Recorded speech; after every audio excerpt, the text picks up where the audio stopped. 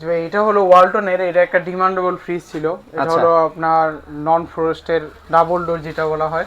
আচ্ছা, ডাবল ডোরের ভিতরে ফ্রিজ না? ডাবল ডোরের এটা আপনার, এটা একবারে সব কিছু ওকে আছে, সব শুধু ওকে আছে? এটা আপনাদের দাম কম পাবেন এই জন্য।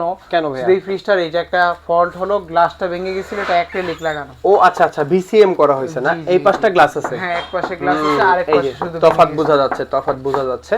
তো কোম্পানি থেকে ভাবেই আসছে নাকি? গেছে। জি জি, কোম্পানি থেকে এভাবেই। এটা আপনার অফিশিয়ালি ওয়ারেন্টি থাকবে, এটা নিয়ে কোনো সমস্যা নেই যে গ্লাস ভেঙে গেছে ওয়ারেন্টি দিবে না।